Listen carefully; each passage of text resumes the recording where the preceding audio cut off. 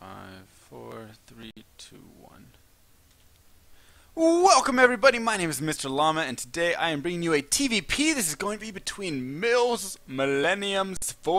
spawning down in the bottom right corner, and spawning down in the bottom left corner of Shakuras Plateau is TSLInori.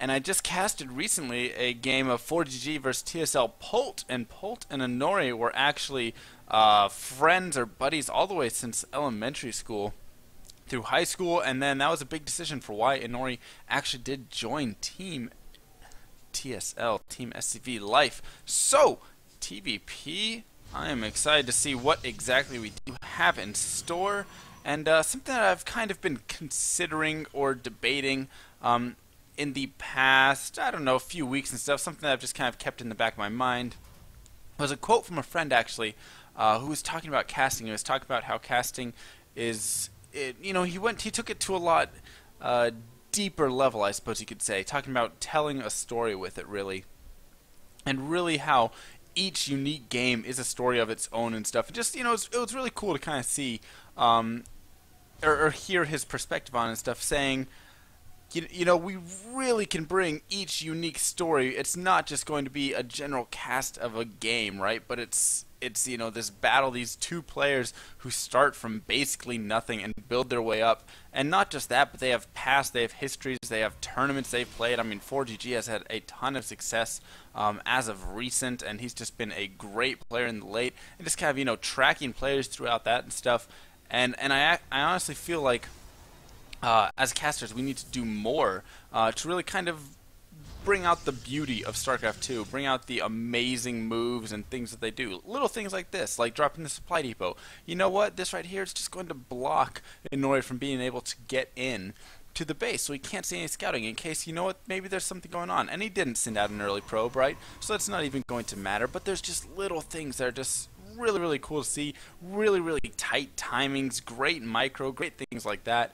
And some of it's, looked at and stuff, but I think it really, if you just I think the story could be greater. I think we could use more words, better sentences, better structure to really kind of tell a story instead of just kind of, joke around with it as we do now and stuff and just point out general things. But for right now, I'm just going to be doing most of that sort, and here we go, nicely done by forgg to throw that up. Of course, there's not going to be any, too crazy of surprises behind those walls, because he does see the command center right here, so the probe's going to get over there and see everything that he needs to see.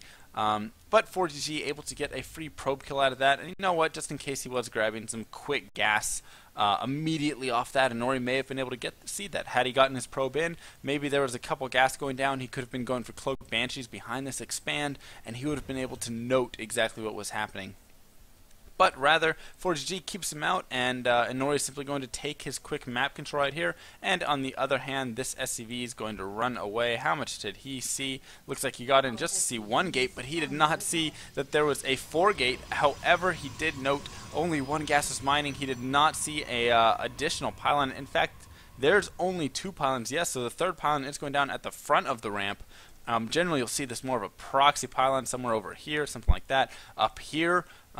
So that pylon is a little bit close, and that's going to force his 4 gate back a tiny bit, I'd have to say. But yeah, no, this right here is definitely something that forgg knows, and here he throws down a second bunker. So beautiful scouting, and 5 gates. Now you're just talking crazy, Inori. So Inori going for some sort of weird 5 gate aggression right here. Not quite sure about this. Generally 4 gate is pretty much all you can support for that. 5 gate, I suppose you could possibly pump out a single more unit. It'll hit for a tiny bit stronger of a push, but then it'll fall off in terms of effectiveness, because you won't be able to use the 5 gates immediately. So I actually don't have much experience. I can't talk too much on this 5 gate right here. All I can say is forgg knows it's coming because he has built 3 bunkers now. He is extremely cautious. He's only throwing down these barracks. He's not getting any gas or anything. All he is doing is protecting against this, because you know what? If he can defend against this push, he will win the game. That's pretty much going to be it. Inori is all in right here with 5 gates, not making workers, not taking an expansion. He needs to win, or at least do enough damage where he can force this back, kill some SCVs off. As you look in the account, he's 5 SCVs ahead, and he's still making SCVs, so 7. And here now he's going to start pushing up. The pylon is going down right there. It is in range. Some force fields will go down, only right there, so he's not going to be able to block off any of the other bunkers from being repaired right here. And I'm not sure that he really has enough with all these SCVs behind. And Nori's going to have to back off right there and possibly go for an expansion if he wants to try and change out of this. It looks like that's what he's doing as he drops down another gas. Warps in some more zealots though, so possibly not. He sent the probe down to make the nexus, then he warped in the zealots and decided, you know what, maybe I'll just come back and go for another attack right here, because if he tries to expand behind this, he'll simply be really far behind and it'll be difficult for him to go ahead and catch up. So I guess he's possibly just waiting for energy here so he can get enough force fields. If he can block off right there, and possibly like a third right there, he can block off 2 of these bunkers from being repaired, try and walk by. I mean, he doesn't have too many options right now, but forgg is in such a great position, just continuing to pump out these Marines. Look how he has not even teched up at all. He is just continuing to make units, and this is something that so many players need to realize. You know what? My opponent's on 1 base. He's going for this all in. Maybe I shouldn't be getting a factory and a starport and trying to tech all this stuff. You know what? He got another command center because he had some, and now he can grab a factory. But look at that. It's almost 9 minutes into the game. Look how many units he has, including the units that he lost right there. So he lost 8 Marines,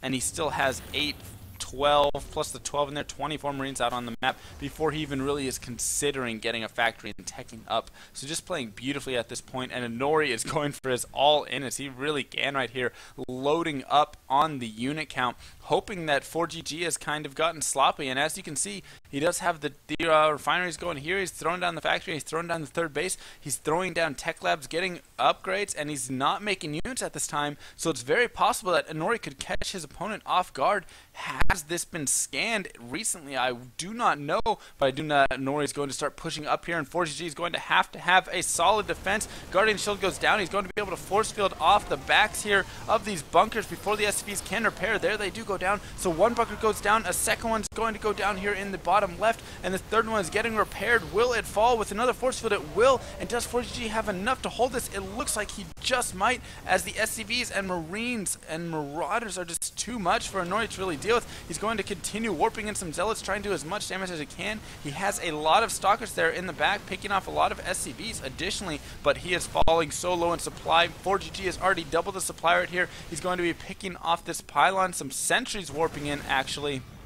Very surprising. Looks like he's going to try and cut this army in half or something, possibly get some zealots that can then run forward. And here we see a bunker being made. Once this bunker finishes, it'll be even more difficult for Inori to do anything. He's trying to drop some force fields to block the repair, but SCVs from behind can come into repair, and there is not too much that can be done right now for Inori. He's losing all of his forces at this point. The pylon goes down. If he wants to reinforce, he's just going to have to reinforce behind. And what a beautiful defense by forgg.